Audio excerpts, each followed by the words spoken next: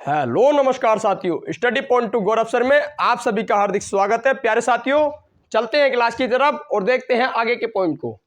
आगे का पॉइंट हमारा आज का टॉपिक रहेगा जैन धर्म। जैन धर्म के बारे में जितनी भी जानकारी हो सकती है वो हम सारी इकट्ठा करेंगे और सबको मजेदार टॉपिक के साथ एकदम कहानी बनाते हुए पढ़ेंगे। तो चलिए साथियों, शुरू करते हैं। जैन धर्म। जैन धर्म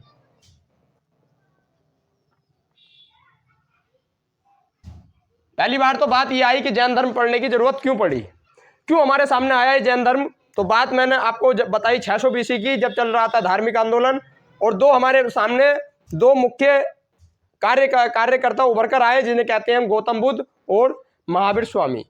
इनके बारे में जानकारी हमें मिली कहाँ से? अंगुत्तर निकाय और भगवती सूत्र से। अंगुत्तर निकाय जो है वो हमारा बौद्ध धर्म के बारे में बताता है, लेकिन यही हमारा जो भगवती सूत्र है, भगवती सूत्र एक ग्रंथ है,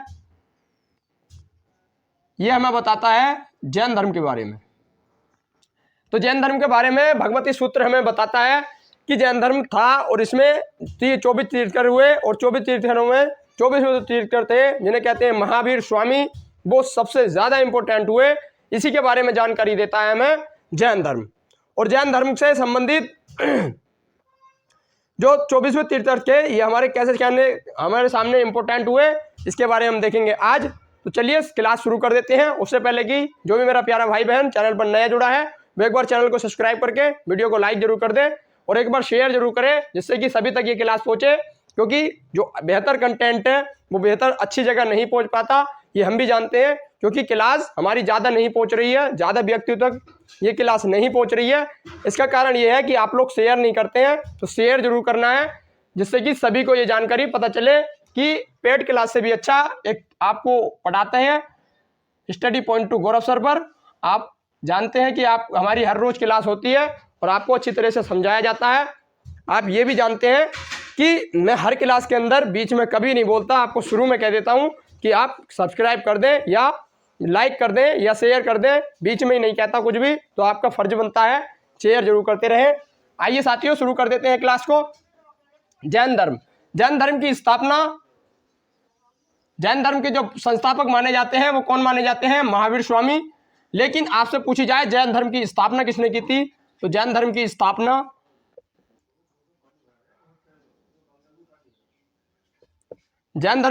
किसने की थी? ऋषभदेव ने। जैन धर्म की स्थापना ऋषभदेव ने की थी। जैन धर्म के प्रथम तीर्थंकर हुए ऋषभदेव। और जैन धर्म में जो है वो व्यक्तियों को क्या कहा जाता था? तो व्यक्तियों को क्या कहा जाता था? तीर्थंकर कहा जाता था। तीर्थंकर कहा जाता था। तो जैन धर्म के फर्स्ट तीर्थंकर कौन हुए? तो जैन धर्म के फर्स्ट तीर्थंकर हुए जिन्हें कहते हैं महावीर स्वामी। आप इसका ध्यान रखेंगे।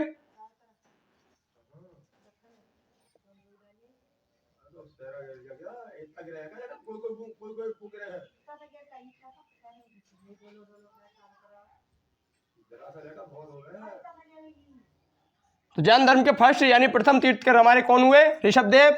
आइए इन्हीं के बारे में देखेंगे। तो शुरू कर देते हैं। जैसे कि हमारा जैन धर्म की स्थापना किसने की थी? ऋषभदेव ने। और ऋषभदेव ने ही और ऋषभदेव ने जब इनकी स्थापना की तो जैन धर्म को अलग अलग भागों में डिवाइड करने लगे और जैन धर्म के बारे में जो है ये जगह जगह बताने लगे कि आप इस तरह से अपने अपने जीवन को कल्याण बना सकते हैं, आप मोक्ष की प्राप्ति कर सकते हैं। लेकिन इनका मानना या इनका बताना लोगों के इतने समझ में नहीं आया। इसी के बाद धीरे धीरे आगे तीर्थंकर होते रहे और इन्हीं के ही पुत्र हुए जिन्हें कहते हैं हम, इन्हीं के दो पुत्र थे, एक थे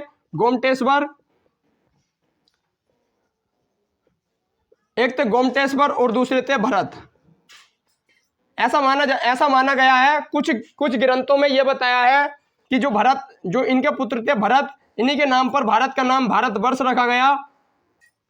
लेकिन यहां पर कुछ मतभेद ये भी है कि जो हमारी महाभारत हुई उसके अंदर, रामायण के अंदर, महाभारत के अंदर जो हमारे कौन थे, जिसे कहते हैं भरत जो हमारे राम के भाई हुआ करते थे, उन्हीं के बारे में उन्हीं के नाम पर रखा गया भरत नाम। लेकिन कुछ लेखक यह बताते हैं कि इन भरत के नाम पर भारत का नाम भारतवर्ष रखा गया है, लेकिन कुछ वो बताते हैं, ये अपना अपना मत है।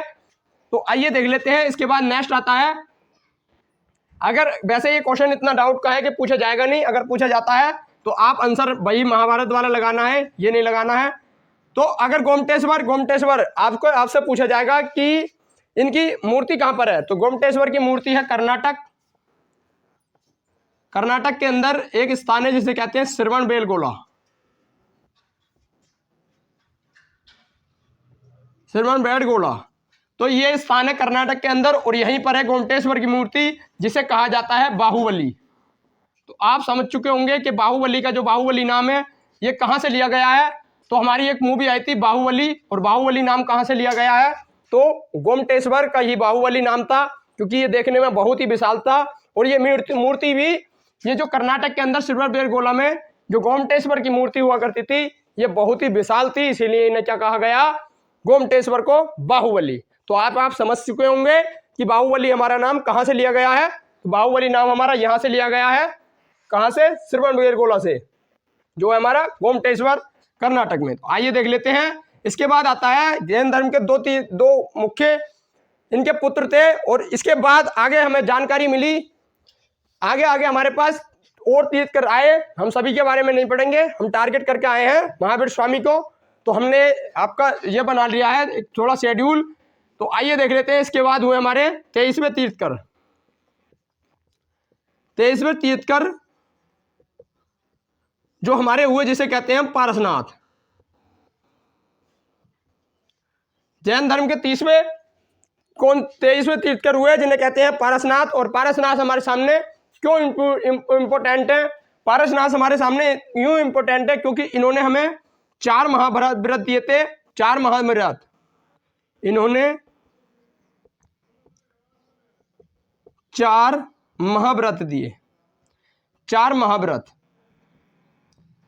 महाव्रत का मतलब कि ये ग्रंथ हुआ करते थे जैन धर्म के, 4 ग्रंथ, यानी कि किस तरह से जैन धर्म को चलाया जाएगा, कौन जैन धर्म का अनुयायी माना जाएगा, जिसके आधार पर इन्होंने बताया कि वही व्यक्ति जैन धर्म का अनुयायी माना जाएगा जो इन सभी चीजों को फॉलो करेगा। तो इन्होंने 4 बातें दी। एक तो कहा जाता है जिसे कहते हैं हम सत्य, अहिंसा, जो आज की तारीख में भी यूज होते हैं, अहिंसा, सत्य, अहिंसा, और अगला हमारे 2 और थे, सत्य यानी सत्य बोलना, सच बोलना। इसके बाद हमारा आता है अहिंसा। अहिंसा आता है झूठ ना बोलना। अहिंसा आता है झूठ ना बोलना।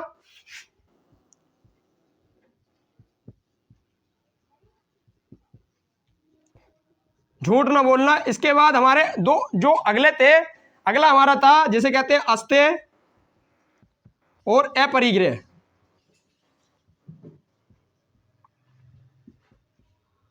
अपरिग्रह, अस्तेय का मतलब क्या होता था, तो अस्तेय का मतलब हुआ करता था चोरी ना करना। अगर कोई व्यक्ति चोर है तो उसे जैन धर्म के अंदर नहीं रखा जाएगा, यानी इन्होंने कहा कि जो चोरी करेगा वो जैन धर्म के लिए नहीं रखा जाएगा। तो अगला आप लिख सकते हैं चोरी ना करना, चोरी न करना। और इसके बाद आता है अपरिग्रह, यानी किसी भी वस्तु को इकट्ठा करके नहीं रखना, वस्तु को इकट्ठा नहीं करके रखना, इकट्ठा करके नहीं रखना।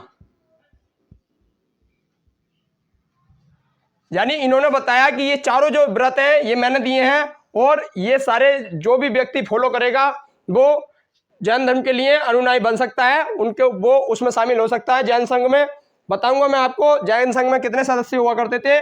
आइए बढ़ते हैं नेक्स्ट पॉइंट की तरफ। आपसे एक चीज और पूछी जा सकती है कि हमारे एक महापुरुष हुए जिन्हें कहते हैं महात्मा गांधी। महात्मा गांधी ने कौन से वो ग्रंथ थे, यानी कौन से इनके जो व्रत थे जो अपनाए थे। इन्होंने 2 व्रतों को अपनाया। एक तो था सत्य, जैन धर्म महात्मा गांधी ने किसे अपनाया, तो एक तो था, आइए देख लेते हैं, एक तो था अहिंसा और एक था अपरिग्रह। महात्मा गांधी कहते थे अहिंसा यानी कोई भी व्यक्ति झूठ नहीं बोलेगा, और कोई भी व्यक्ति झूठ नहीं बोलेगा, और कोई भी व्यक्ति अगर किसी के पास कोई सांस्कृतिक व्यक्ति है, वस्तु है, तो उसे इकट्ठा करके नहीं रखना। यानी अगर उसे जिस व्यक्ति को उसकी जरूरत है उसे आप दे दें तभी आप सही हैं, अन्यथा आप कुछ नहीं है। आप अपने आप में जो भी हैं वो हैं, लेकिन आप दूसरों के लिए कुछ नहीं है। लेकिन आप जो व्यक्ति इस चीज़ों को फॉलो करता है वही सच्चा इंसान होता है। ये किसने बताया? महात्मा गांधी ने भी कहा है, और महात्मा गांधी ने इन्हीं दो को अपनाया था। तो गांधी जी ने किसे अपनाया?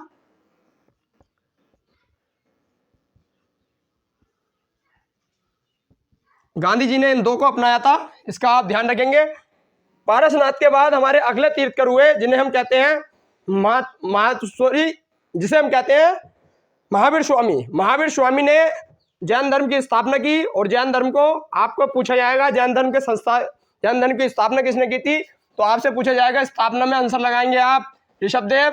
लेकिन आपसे पूछा जाएगा जैन धर्म के वास्तविक संस्थापक कौन थे, तो जैन धर्म के वास्तविक संस्थापक वो कौन थे, तो वो कौन थे? महावीर स्वामी। जैन धर्म के वास्तविक संस्थापक थे महावीर स्वामी। तो आइए शुरू कर देते हैं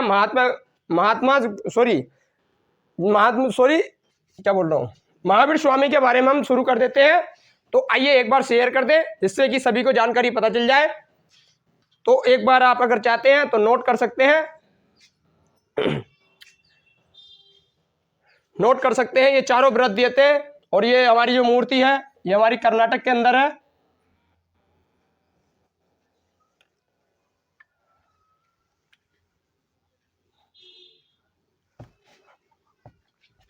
जैन धर्म के महानतम संस्थापक माने जाते हैं, वास्तविक संस्थापक भी माने जाते हैं कौन?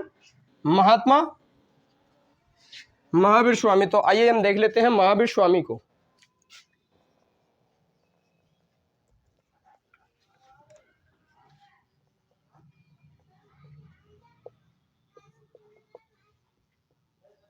महावीर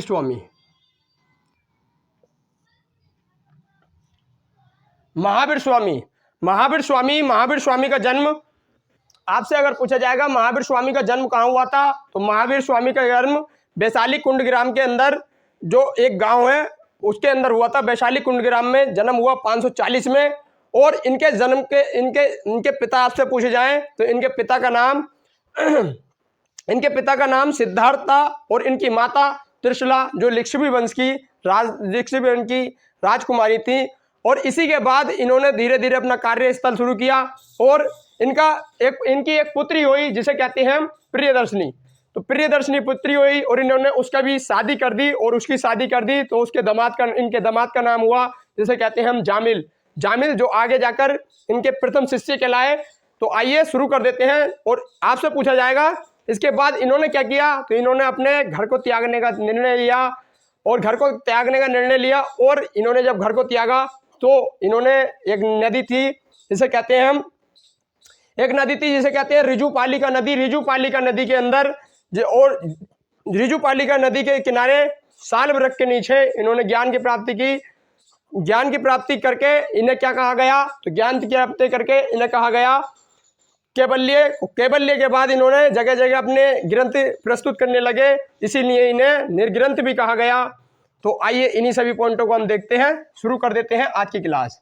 तो महावीर स्वामी का जन्म वैशाली में हुआ था, और कब? 540 में, 540 ईसा पूर्व के अंदर, 540 ईसा पूर्व यानी बीसी के अंदर हुआ था। कहाँ? वैशाली के अंदर। और आपसे पूछा जाएगा वैशाली में भी, अगर आपसे पूछा जाए जगह का नाम, तो वैशाली में आप बता सकते हैं कुंडग्राम। वैशाली कुंडग्राम के अंदर हुआ था। आपसे पूछा जाएगा इनके पिता का नाम क्या था, तो इनके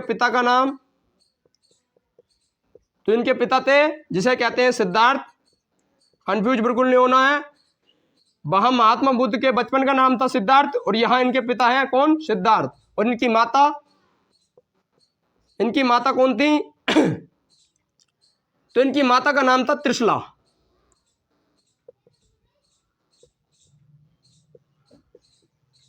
इनकी माता का नाम था त्रिशला, जो लिच्छवी वंश की राजधानी, जो लिच्छवी राजकुमारी हुआ करती थी कौन?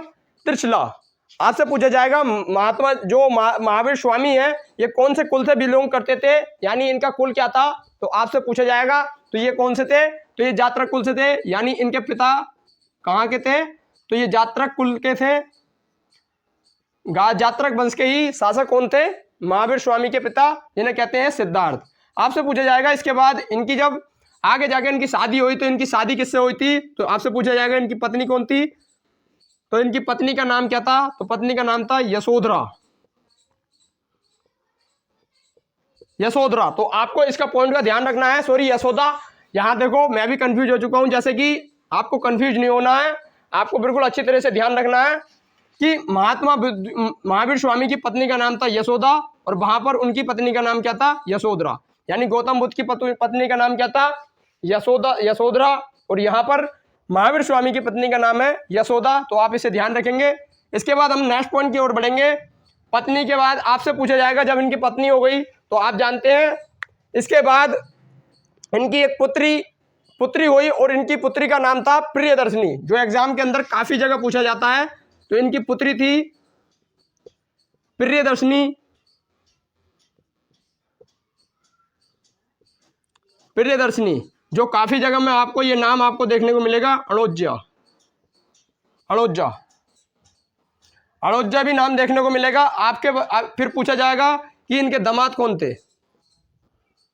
सारी जानकारी बिल्कुल एक ही तरह लिखते चल रहा हूं जो एग्जाम पॉइंट ऑफ व्यू से इंपॉर्टेंट है। इनके दामाद हुए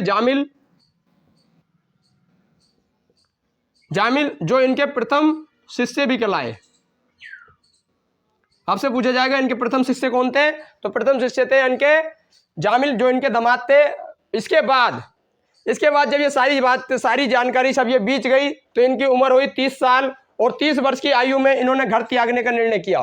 30 वर्ष की आयु में इन्होंने घर त्यागने का निर्णय किया और ये घर से निकले। और आपसे पूछा जाएगा इनके बड़े भाई थे, इनके बड़े भाई हुआ करते थे, इनके भाई थे नंदीवर्धन।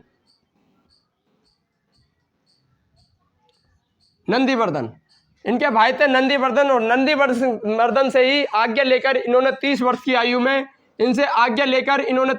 आयु में घर त्याग किया।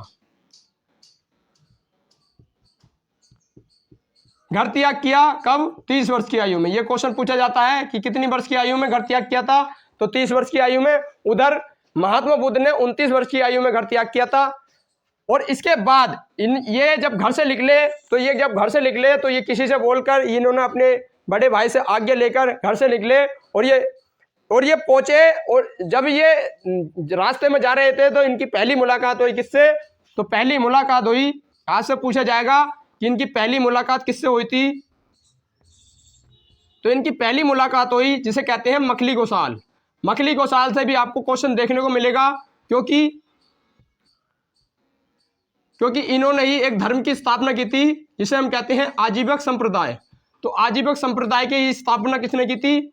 आजीवक संप्रदाय के संस्थापक किसे माना जाता है? मखली गोसाल को। और इन्होंने ही स्थापना की। और इनकी पहली मुलाकात आपसे पूछा जाएगा कि पहली मुलाकात किससे हुई थी? तो मखली गोसाल से।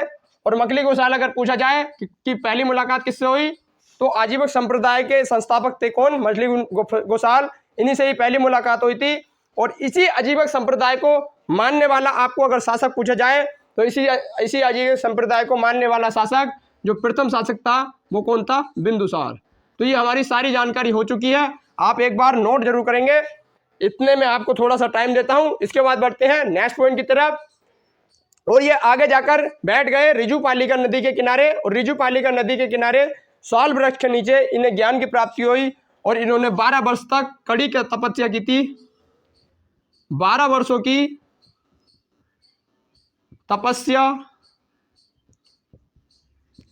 तपस्या के बाद नोट जरूर करते चले। 12 वर्षों की कड़ी तपस्या के बाद इन्हें ज्ञान की प्राप्ति हुई। और ज्ञान की प्राप्ति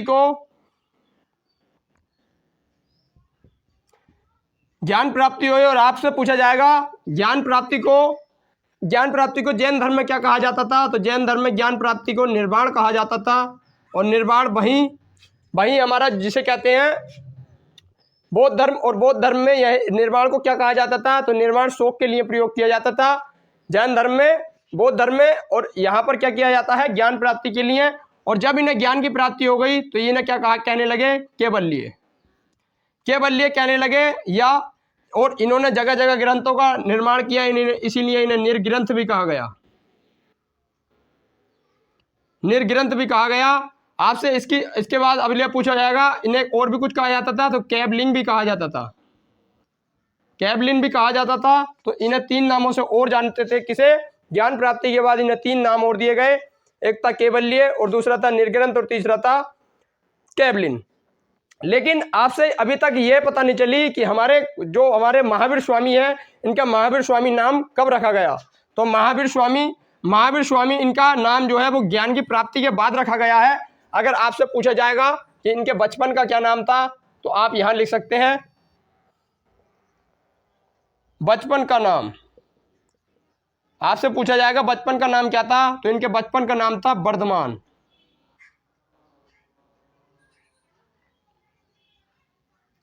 बचपन का नाम था वर्धमान, जो आपके एग्जाम में जो देखने को मिल जाएगा, कहीं ना कहीं आप एग्जाम में देखने को मिलता है वर्धमान। तो ये हमारी कुछ जानकारी थी जैन धर्म से। जो 12 वर्ष की तपस्या के पश्चात इन्होंने ज्ञान की प्राप्ति की, और इनके जो उपदेश थे वो प्राकृत भाषा में दिए जाते थे, जो हम बताएंगे। आइए एक बार नोट कर लें, इसके बाद बढ़ेंगे नेक्स्ट पॉइंट की तरफ।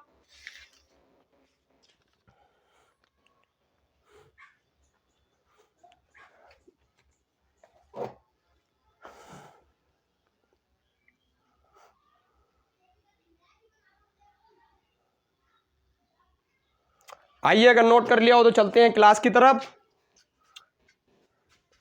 आपको क्लास में टाइम देता हूं कि आपको सारी जानकारी क्लास में ही याद हो जाए। क्लास में ही मैं इतना समझाने की कोशिश करता हूं। हर क्लास में हमारे 2-3 मिनट एक्स्ट्रा जरूर लगते हैं, लेकिन सारी जानकारी अगर हमें क्लास में ही समझ आ जाती है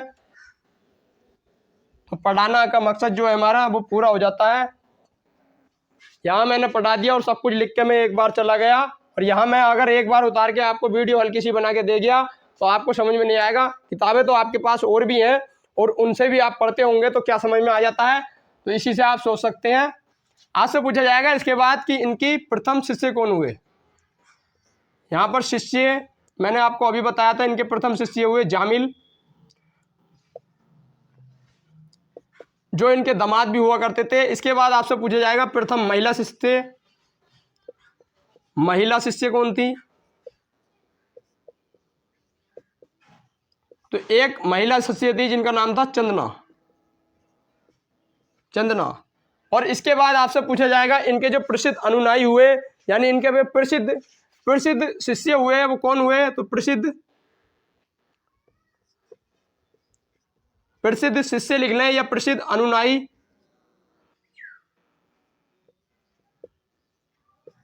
प्रसिद्ध अनुयायी हुए जिसे कहते हैं हम स्थूलभद्र। आपको मैं समझता हूं कि बड़ी देर से इंतजार होगा इसका। ही स्थूलभद्र और दूसरे थे भद्रबाहु। स्थूलभद्र और भद्रबाहु, इनके प्रथम शिष्य अगर पूछे जाएं तो वो कौन थे। जामिल, जो इनके दामाद भी थे, और प्रथम महिला शिष्य चंदना। इसके बाद पूछा जाएगा प्रथम यानी इनके प्रसिद्ध अनुयायी कौन थे। एक थे स्थूलभद्र और दूसरे थे भद्रबाहु। इनके बारे में हम पढ़ेंगे। अभी 2 मिनट में हम इनके बारे में सारी जानकारी प्राप्त करेंगे, क्योंकि हमारी जो बोध संगतियां हैं वो यही कराएंगे। और इसका अध्यक्ष ही कौन होता है, स्थूलभद्र। तो वहीं पर हम स्थूलभद्र और इसके बारे में हम सारी जानकारी देखेंगे साथियों। इसके बाद हमारे पास अगली जानकारी आई कि गौतम, जैसे कि हमारे पास हुए जिसे कहते हैं गौतम बुद्ध ने किसी को भी अपना उत्तराधिकारी घोषित नहीं किया था। लेकिन जो हमारे महावीर स्वामी हुए, इन्होंने अपने 11 उत्तराधिकारी को घोषित किया था कि यही है मेरे मरने के बाद मेरे जो भी मैं धर्म चलाता हूँ, यानी जो मेरा जैन धर्म है, इसके जो है आगे जाके इसे फैलाएंगे, इसका प्रचार प्रसार करेंगे। लेकिन होता क्या है, महावीर स्वामी की मृत्यु तक 10 की मृत्यु हो जाती है, एक ही बचते हैं जिन्हें कहते हैं आर्य सुधर्मन। आपसे पूछा जाएगा कि इन्होंने 11 अनुयायी बनाए, 11 अनुयायी बनाए, परंतु 10 की मृत्यु हो गई। इनके जीवन के रहते ही 10 की मृत्यु हो गई। बचे कौन, एक एक बचे तो आपसे पूछा जाएगा, एक जो कौन बचे थे उनका नाम था आर्य सुदर्मन।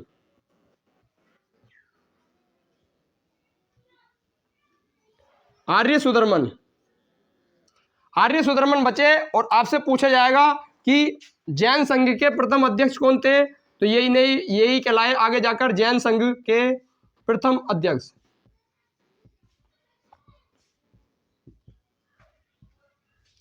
जैन संघ के प्रथम अध्यक्ष ही कौन कहलाए, तो महावीर स्वामी को, सॉरी, जैन धर्म के अगर आपसे पूछा जाएगा प्रथम अध्यक्ष कौन थे, तो वो कौन थे, आर्य सुदर्मन।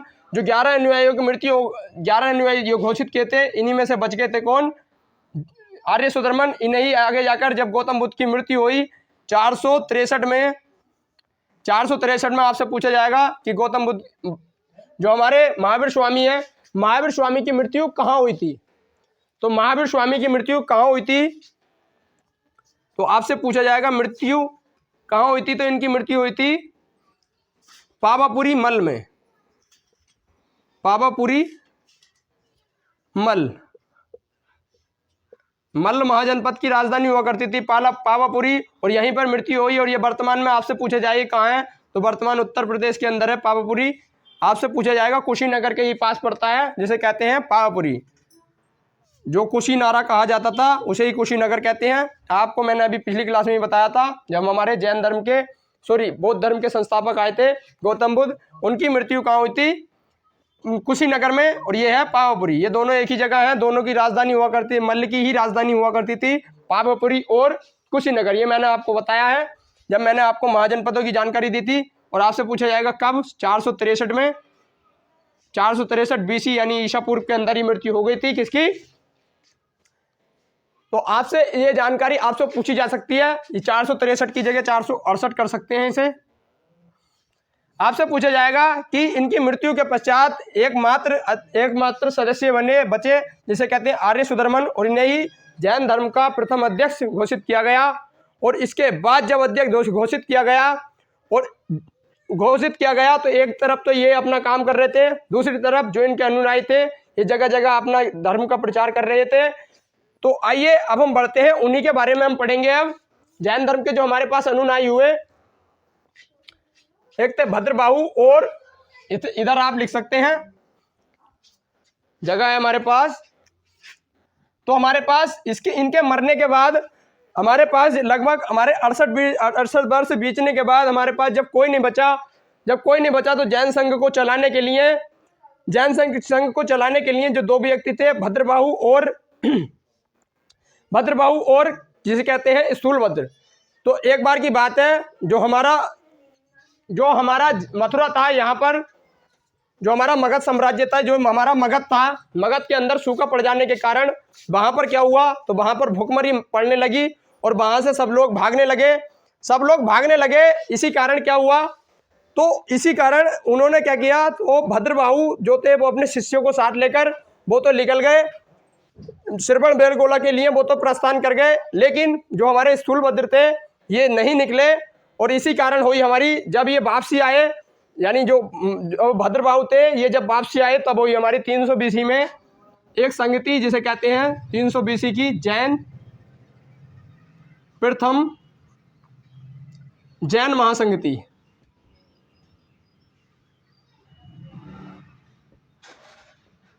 प्रथम जैन महासंगति 300 BC के अंदर हुई।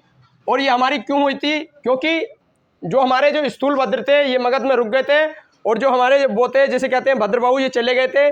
जब ये वापसी आए सारी घटना के बाद, तो एक संगति होती है जिसके अध्यक्ष ही किसे बनाया जाता है। आपसे पूछा जाएगा ये कहाँ हुई थी, ये हुई थी पाटलिपुत्र में, पाटलिपुत्र के अंदर 300 BC में हुई थी, जिसके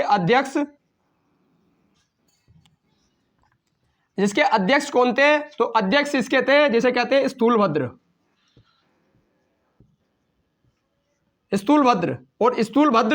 और आपसे पूछा जाएगा अगर शासनकाल अगर पूछा जाए तो किसका शासनकाल चल रहा था, तो इस टाइम चंद्रगुप्त मौर्य का ही शासनकाल चल रहा था। तो शासन था किसका, यानी शासक इस टाइम था चंद्रगुप्त। और ये चंद्रगुप्त कौन था, तो मौर्य वंश का ही शासक हुआ करता था चंद्रगुप्त। ये वो चंद्रगुप्त नहीं है जो गुप्ता पीरियड में आएगा, तो वो था चंद्रगुप्त प्रथम, चंद्रगुप्त द्वितीय, यानी ये था चंद्रगुप्त मौर्य। आपसे पूछा जाएगा इसके अध्यक्ष ये बने और ये 300 BC में हुई। और इसमें जो कार्य होता है वो कार्य ये होता है कि जैन संघ 2 भागों में विभाजित हो जाता है, जिसे कहते हैं हम एक श्वेतांबर एक दिगंबर। तो जैन संघ इसमें कार्य हुआ,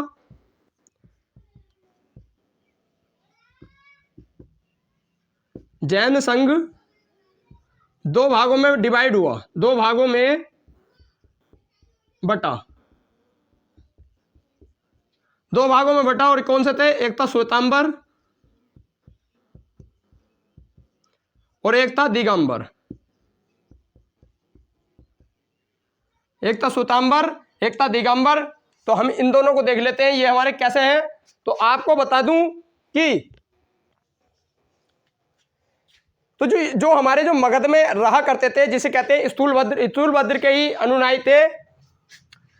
स्थूलभद्र के अनुयायियों को क्या कहा जाता था? तो आप इधर लिख सकते हैं स्थूलभद्र के अनुयायी। स्थूलभद्र के अनुयायियों को क्या कहा गया? क्या कहा गया? श्वेतांबर। और अगली बात आप लिख सकते हैं जो मगध में रहे,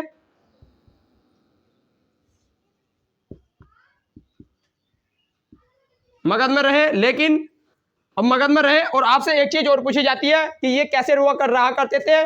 तो जो श्वेतांबर से आप समझ सकते हैं, श्वेत माने होता है सफेद। तो जो सफेद वस्त्रों को पहन कर रहा करते थे, यानी सफेद वस्त्र,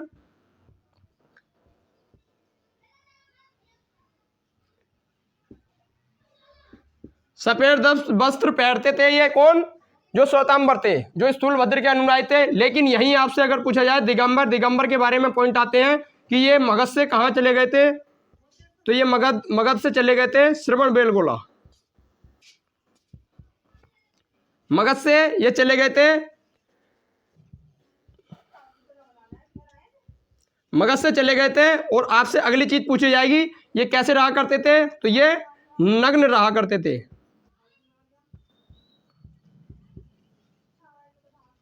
ये श्वेत रहते थे,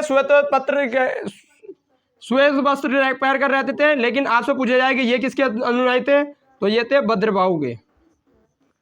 भद्रबाहु के अनुयायी कौन थे? दिगंबर। और श्वेतांबर कौन थे? तो ये स्थूलभद्र के ही अनुयायी हुआ करते थे। तो इसी बौद्ध संगति के अंदर ये चीज हुई। और इसके बाद क्या हुआ? जब ये निर्णय हो गया कि कहाँ जाना, भद्रबाहु को बाहर जाना है। जब बाहर जाना है तो इनके साथ एक व्यक्ति और गए, जिसे कहते हैं हम चंद्रगुप्त मौर्य। चंद्रगुप्त मौर्य ये भी इनके साथ निकल गए यहां से। और ये पहुंचे एक स्थान पर जिसे कहते हैं श्रवणबेलगोला। श्रवणबेलगोला में जाकर 298 में मृत्यु हो जाती है। किसकी?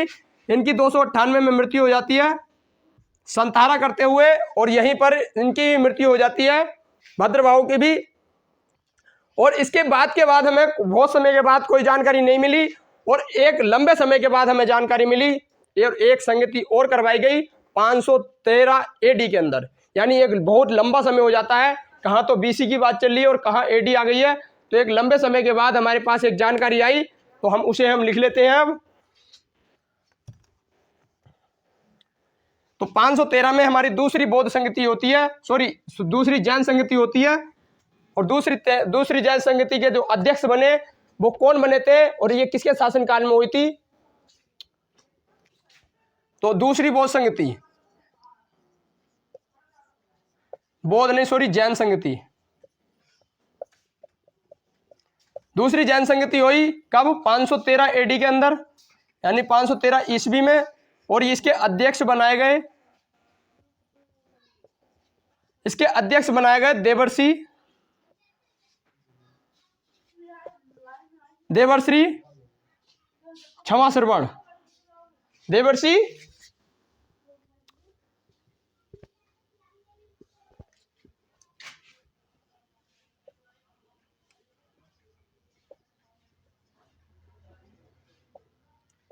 देवर्षि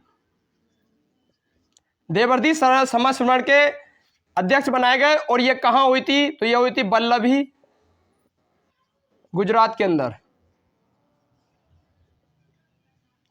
वल्लभी गुजरात के अंदर हमारी दूसरी जैन संगति होती है। और जैन धर्म में आपसे पूछा जाएगा कितनी संगति हुई थी, तो जैन धर्म में 2 ही संगति हुआ करती थी।